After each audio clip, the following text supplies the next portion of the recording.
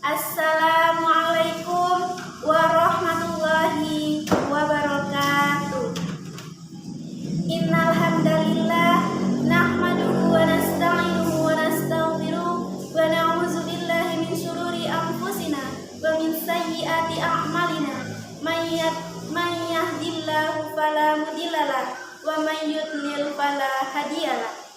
Asyhadu an la ilaha illallah wa asyhadu anna Muhammadan abduhu wa rasuluh la nabiyya ba'da amma ba'du. Qala Allah ta'ala fil Qur'anil Karim, a'udzu billahi minasyaitonir rajim. Bismillahirrahmanirrahim. La ta'buduna illallaha wa bil walidaini ihsan wa zil qurba wal yatama wal masakini wa qulil linnasi husna. Puji syukur marilah sama-sama kita panjatkan kehadirat Allah Subhanahu wa Ta'ala yang telah memberikan kita kesempatan, kesehatan sehingga kita masih bisa bertemu dalam media virtual pada saat ini. Sholawat serta salam kita curahkan kepada Nabi besar kita, yakni Nabi besar Muhammad Sallallahu Alaihi Wasallam, berupa doa Allahumma sholli ala Sayyidina Muhammad wa ala ali Sayyidina Muhammad. Bagaimana kabar teman-teman semuanya? Semoga dalam keadaan sehat walafiat hendaknya. Amin amin ya robbal alamin. Baiklah, hari ini saya akan menyampaikan judul ceramah mengenai akhlak Nabi Muhammad terhadap anak-anak. Seperti yang kita ketahui, Nabi adalah orang yang paling memiliki bentuk atau akhlakul karimah yang paling mulia. Apa sih itu akhlak? Akhlak merupakan bentukan jamak dari kata khuluq yang berasal dari bahasa Arab yang artinya adalah perangai, tabiat, ataupun tingkah laku. Nah, sedangkan akhlakul karimah itu merupakan bentuk akhlak yang terpuji, akhlak yang baik, ataupun akhlak yang mulia. Nah, bagaimana akhlak Nabi Muhammad SAW terhadap anak-anak? Mari kita dengarkan suatu kisah ini. Pada suatu hari, Nabi dan juga salah satu sahabatnya yang bernama Al-Aqra bil Habis radhiyallahu anhu sedang duduk-duduk santai, berdua saja. Nah, ketika beliau duduk-duduk tersebut, tiba-tiba datanglah cucunya yang bernama Hasan. Namun dalam riwayat yang lain disebutkan bahwa namanya adalah Husain. Mendapati Hasan datang, Rasulullah menunjukkan wajah yang ceria, wajah yang gembira. Lalu beliau merentangkan kedua tangannya seperti ini untuk merangkul atau menyambut Hasan ke dalam pelukannya. Dengan semangatnya Hasan berlari menuju sang kakek, dan sang kakek merangkulnya dengan penuh kasih sayang, lalu mencium pipi dari Hasan dengan sangat kasih. Melihat hal tersebut, tentu Al-Aqra menjadi terheran-heran, menjadi bertanya-tanya, kenapa Nabi sangat dekat kepada anak kecil?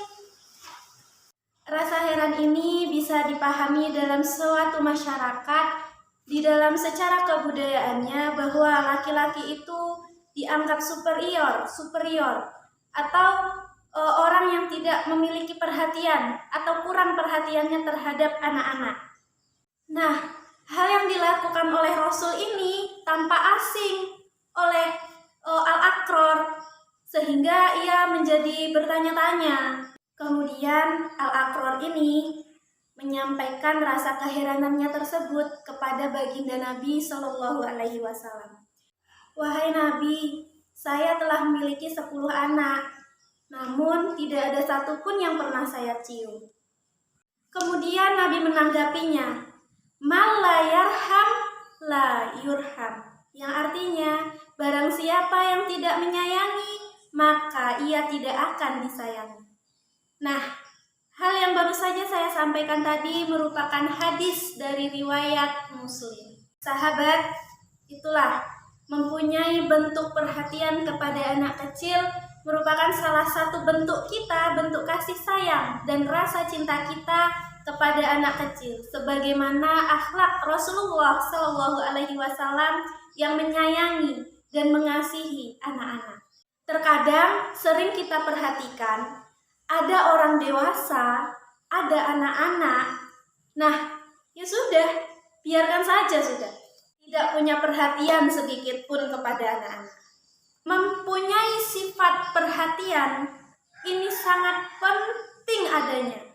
Karena dengan adanya perhatian itu merupakan bagian dari kita mendewasakan jiwa anak, pendidikan anak, dan juga membentuk mental yang tangguh dalam diri anak. Karena dibesarkan oleh perhatian, kasih sayang, dan juga cinta dari orang tua. Bentuk perhatian, kasih, sayang, dan cinta merupakan salah satu bentuk dari akhlak Kanjeng Nabi Shallallahu Alaihi Wasallam kepada anak-anak. Suatu hari Rasulullah pernah menjadi imam sholat berjamaah pada kala itu. Ya, walaupun memang zaman dulu Nabi merupakan imam sholat berjamaah. Ketika Rasulullah sedang mengimani sholat berjamaah tersebut, beliau mendengar suara anak kecil menangis. Rupanya anak kecil tersebut dibawa oleh ibunya untuk sholat berjamaah. Nah, ketika sedang sholat berjamaah, anak kecil tersebut menangis. Lalu Rasulullah mempercepat gerakan sholat berjamaahnya. Selesai sholat berjamaah, Nabi menyampaikan kepada para sahabatnya, anak itu menangis, kasihan ibunya. Teman-temanku semuanya, jangankan dalam keadaan biasa, dalam keadaan sholat itu aja Nabi masih punya perhatian kepada anak kecil. Loh, kalau begitu berarti sholatnya Nabi itu nggak kusuk dong. Loh, siapa yang berani bilang sholat Nabi itu nggak kusuk? Sholat yang kusuk itu bukan berarti kita nggak mendengar apa-apa. Telinga kita tetap mendengar, wajah kita, mata kita tetap melihat sesuatu yang ada di depan. Namun kita tidak terfokus pada sesuatu hal tersebut. Nah, perhatian Nabi tadi terhadap anak kecil membuat sholat beliau itu, sholat berjamaahnya itu dipercepat sehingga tidak menimbulkan kekhawatiran kepada ibu sang anak tadi. Bahkan pernah suatu hari Nabi itu menjadi imam sholat berjamaah juga. Dan ketika itu Nabi sedang bersujud. Sujudnya Nabi itu lama banget. Saking lamanya itu sahabat-sahabat mengira bahwa Nabi ketika sujud sedang menerima wahyu dari Allah. Padahal apa yang terjadi? Ketika sujud itu, cucu Nabi Muhammad yang bernama Hasan atau Husain sedang menaiki punggung Nabi ketika sujud. Saking senangnya cucu Nabi itu bermain di punggung Nabi, Nabi melamakan sujudnya sampai sang cucu merasa puas bermain dengan punggung Nabi. Setelah sang cucu puas, barulah Nabi bangkit dari sujudnya. Itulah betapa besarnya akhlak Nabi, Kanjeng Nabi Shallallahu Alaihi Wasallam kepada anak kecil. Makanya kita sebagai orang yang lebih tua, yang lebih besar dari anak-anak, bisa mencontohkan perilaku kasih dan sayang ini terhadap anak-anak. Dan pada suatu kisah juga, pernah di Madinah, ada seorang anak kecil yang suka banget main burung. Nah, namanya itu adalah Umair. Umair ini pecinta burung pipit. Jadi beliau itu bermain dengan burung pipit. Dan ketika itu, Nabi melihat Umair yang sedang bermain dengan burung pipit. Dan Kanjeng Nabi pun datang dan mendekat kepada Umair seraya berkata, "Wahai Umair, apa yang sedang kamu lakukan?" Coba perhatikan dari yang tadi. Tidak banyak orang dewasa itu yang ketika berjalan, bertemu anak kecil di jalan, menyempatkan diri untuk menyapa. Nah ini loh dia, Kanjeng Nabi. Beliau menyapa anak kecil itu tadi. Kanjeng Nabi menyempatkan diri, singgah, mendekat kepada anak kecil tadi. Padahal itu tadi anak kecil. Nah itu. Dan setelah itu beliau bertanya, "Wahai Umair, kamu sedang apa?" kata Kanjeng Nabi. Dan dijawab sama Umair, "Wahai Nabi, ini loh aku sedang main burung pipit." "Bagaimana kalau anak burung kamu itu saya kasih nama? Namanya An-Nuhair," kata Kanjeng Nabi. Wah, seneng sekali si Umair ini. Anak burung pipitnya dikasih nama sama Kanjeng Nabi. Namanya adalah An-Nuhair. Seneng banget si Umair. Suatu hari, si Umair sedang duduk sendirian. Dia tidak bermain dengan anak burung pipitnya, duduk sambil menangis. Dan ketika itu Nabi melihat Umair, lalu Nabi mendekati Umair seraya berkata, "Wahai Umair, ada apa? Kenapa kamu menangis?" Umair pun menjawab, "Wahai Nabi, burung An-Nuhair sudah mati." Kemudian Kanjeng Nabi Shallallahu Alaihi Wasallam duduk bersama dengan Umair. Lalu Nabi menghibur Umair. Dan ketika itu sahabat lewat, melihat Nabi yang tengah duduk bersama anak kecil tadi yang bernama Umair. Lalu Nabi memanggilnya, "Wahai sahabatku, ini Umair sedang bersedih. Aku perlu menghiburnya. Burung kesayangannya, An-Nuhair, sudah mati." Nah, itulah teman-temanku sekalian. Kanjeng Nabi ini mempunyai sosok perhatian yang sangat luar biasa kepada anak kecil. Umair tadi contohnya. Ketika Umair sedang bersedih, Rasulullah datang mendekat kepada Umair. Lalu beliau menghibur si Umair tadi. Dan hal ini tentu saja perlu menjadi perhatian kita bersama agar kita bisa mencontoh akhlak mulia Nabi Muhammad SAW ini kepada anak-anak kecil. Sebab pendidikan yang dilakukan dengan kekerasan tidak akan membuat anak semakin baik, semakin cerdas, malah akan membuat anak itu semakin tertekan.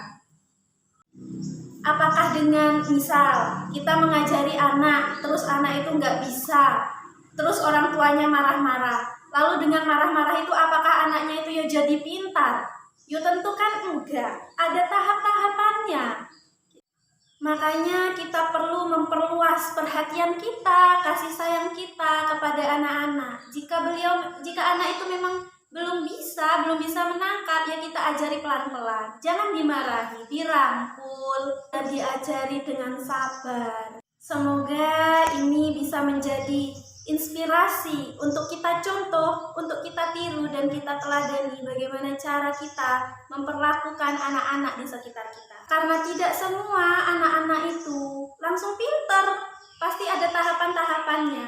Tidak semuanya lurus-lurus aja, pasti ada yang nyeleneh-nyeleneh, belok-belok gitu loh. Oleh karena itu, kita harus ekstra sabar dalam menghadapi anak-anak itu. Semoga contoh dari beberapa kisah tadi terkait dengan akhlak Nabi Muhammad SAW kepada anak-anak bisa kita tiru, kita terapkan di dalam kehidupan sehari-hari. Dan semoga dengan begitu Allah bisa menyayangi kita, merahmati kita baik di dunia maupun nanti di akhirat. Amin, amin ya robbal alamin. Dan perlu kita ingat satu ini, man la yarham la yurham, yang artinya barang siapa yang tidak menyayangi, maka ia tidak akan disayangi. Itulah tadi beberapa akhlak Nabi Muhammad SAW terhadap anak-anak. Di antaranya tunjukkan perhatian kita kepada anak. Yang kedua, tunjukkan rasa kasih dan sayang kita. Dan yang ketiga, kita tunjukkan rasa cinta kita kepada anak-anak. Sebab apa? Sebab anak-anak merupakan orang yang masih sangat sensitif perasaannya. Jadi apa yang dia lihat, maka itu yang akan dia contoh. Mungkin sampai di sini dulu ceramah dari saya. Kurang lebihnya saya mohon maaf sebesar-besarnya, karena sesungguhnya kesempurnaan itu hanyalah milik Allah dan kesalahan itu sepenuhnya milik manusia. Wallahu muwaffiq illa aqwamit thoriq. Assalamualaikum warahmatullahi wabarakatuh.